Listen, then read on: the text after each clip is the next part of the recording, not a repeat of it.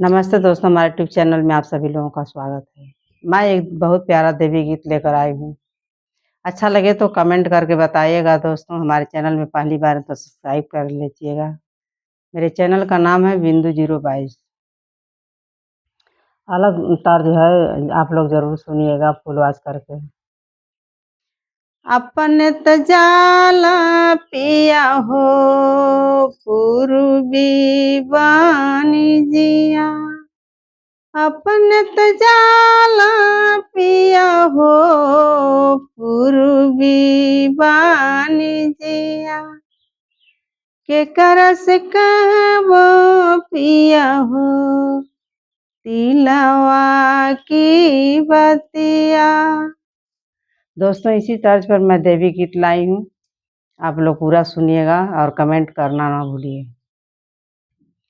अमवा लगावलू सासु हो निबिया काहे ना लगावलू, अमवा लगावलू सासु हो निबिया काहे ना लगावलू, ओही निबिया डारिया सासु हो झूले सातो बहिना, ओही निबिया डारिया सासु हो झूले सातो बहिना, कनरवा लगावलू सासु हो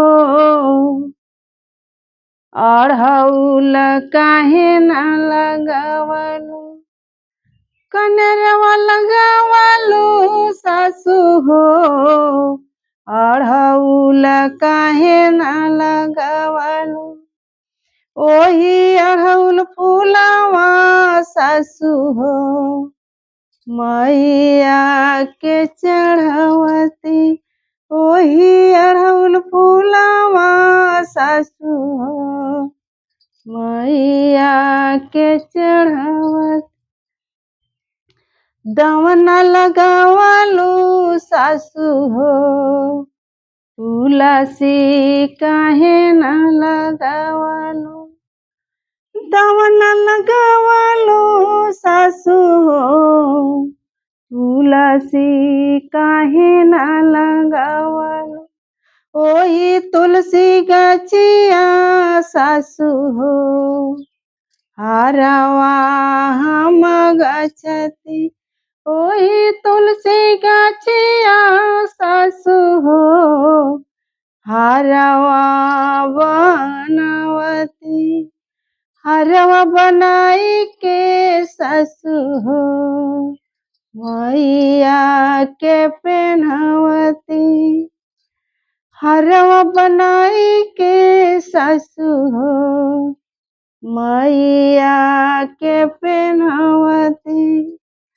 जैतु बजरिया सासु हो सेनुरा ले अवतू, जैतु बजरिया सासु हो चुनरी ले अवतू, जैतु बजरिया सासु हो धरिया ले अवतू, ओही धरिया लोटावा सासु हो जलवा हम ढरती, ओही धरिया लोटावा सासु हो जलवा हम ढरती, अमवा लगावलू सासु हो निबिया काहे ना लगावलू,